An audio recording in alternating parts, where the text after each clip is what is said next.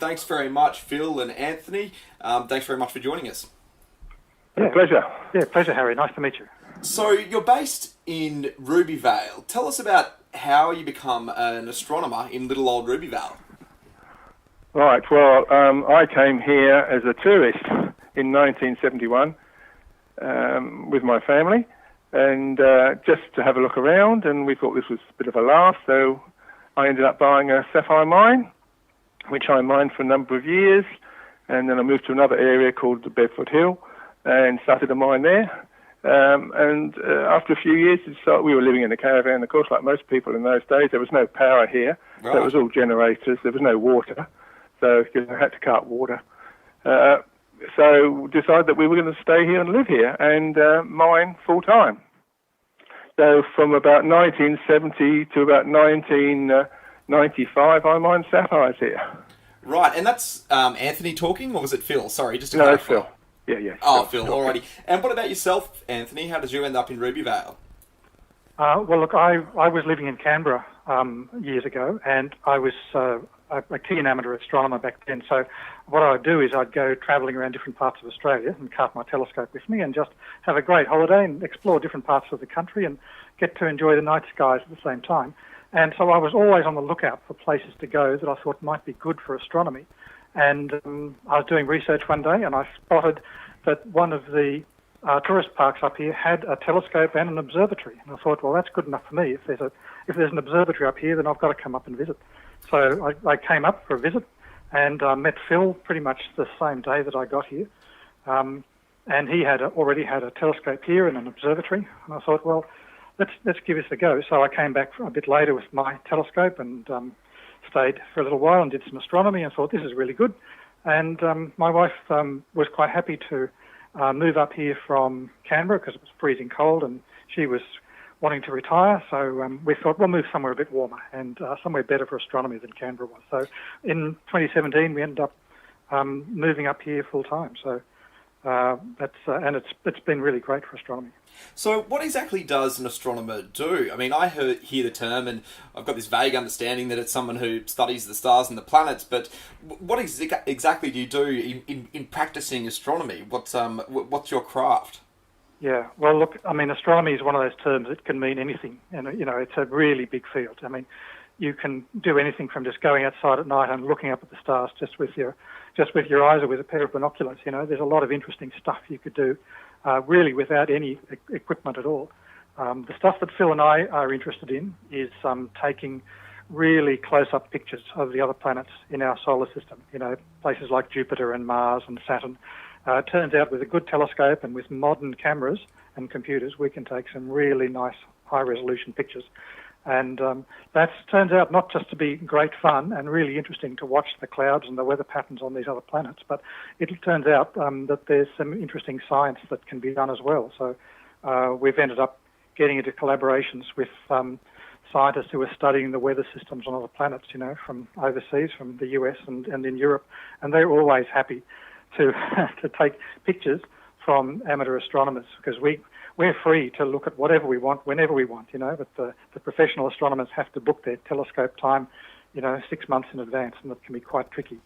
So it's actually been very rewarding to be able to collaborate with some of the top scientists in this area, even though we're just amateurs and we're just doing it for the fun of it. Wow. And Phil, what is it about astronomy that fascinates you? I mean, everybody takes an interest in having a look at a night sky or peering down a telescope when the opportunity presents itself. But what is it that fascinates you about the solar system and the craft of astronomy that takes it from casual interest to occupation?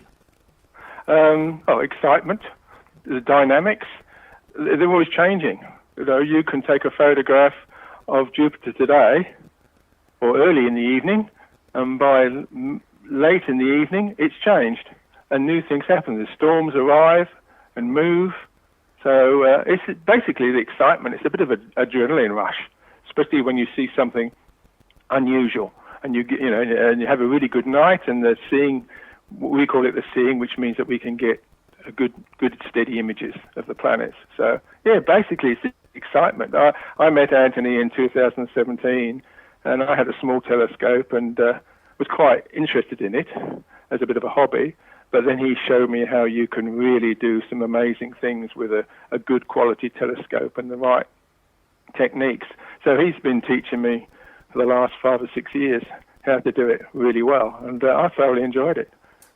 And what is it about Rubyvale? Does it make it a good location? Obviously, quite a remote location. There's no light pollution. I'm guessing is that why simply why it's good, or is it something to do with yeah. Well, I do it here because this is where I live. So it's mainly pure coincidence that Anthony came here. Okay. Oh yeah, and I'll just say, Harry, Rubyvale is inland a little bit, so you get away from some of the problems that happen along the coastline where the air isn't as clear as it otherwise could be.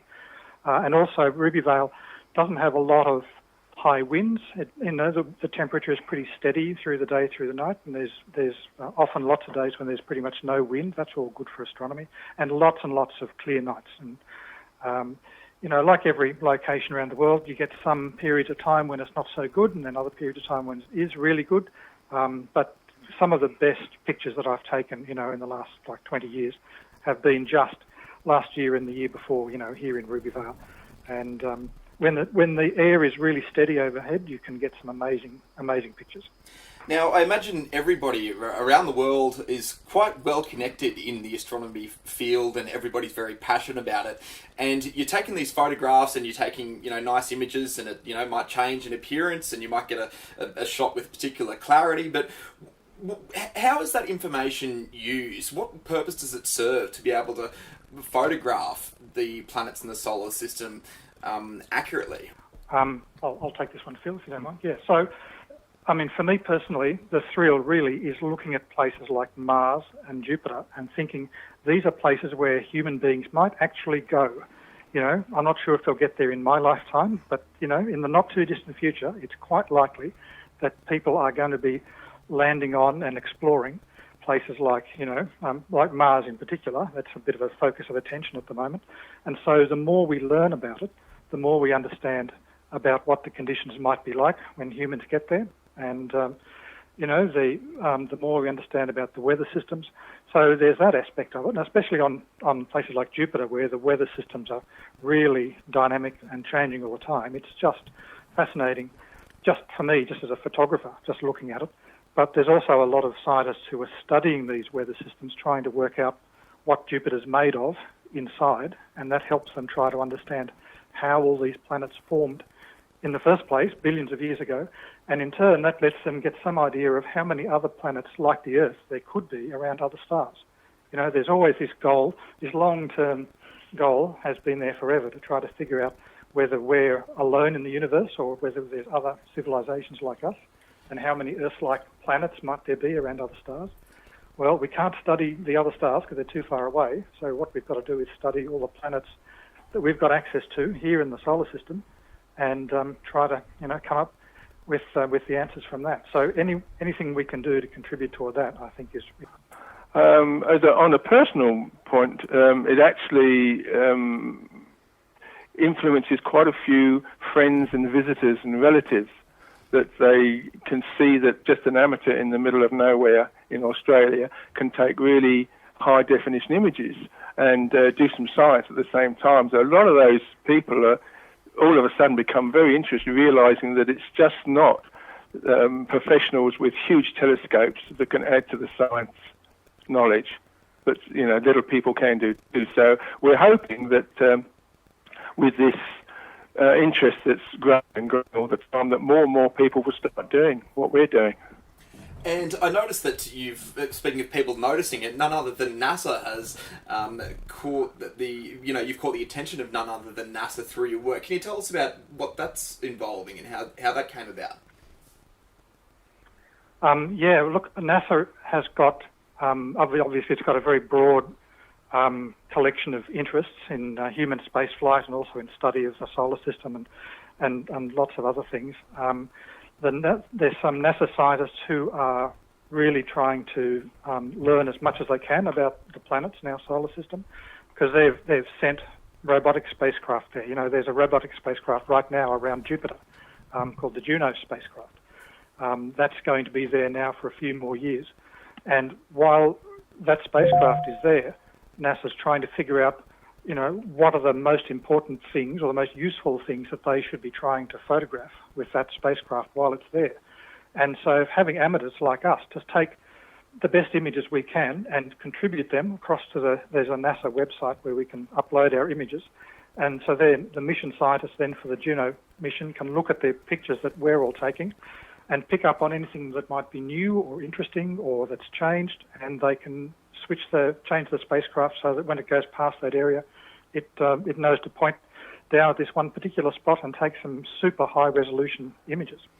And really, without the amateurs contributing, hundreds of high quality images, it would be so much harder for these the Juno mission scientists to figure out which way to point that camera. Fascinating. And congratulations on the fact that the work you're doing is serving what's obviously a really important and interesting service. Now, you've been part of the filming of the Channel 9 program My Way, and your segment is going to air, is it this Sunday? Or next week, was it? March 7th. Sorry, I'm getting my dates mixed up. But tell us about that process. It must have been interesting to be involved in a television program. Oh, well, it's in some ways it's exciting for us to actually show what we do to the wider community and get some more interest. A lot of the work we've been doing with, as Anthony says, sending our images and that is sort of not recognised, and we don't particularly look for recognition. There's only a few people around Australia that do this, and none of them really going out of their way to recognise what they do. So that's quite, it's quite nice that somebody else can take some interest in what we do. Very good. Well, look, I look forward to watching it myself, and it sounds like it's going to be a fascinating instalment of My Way. That's on Channel 9 at 5:30 p.m. on March 7, which is this Sunday coming. Thanks very much, Phil Miles and Anthony Wesley. Okay. Pleasure. Yep, pleasure, Harry. Thanks very much.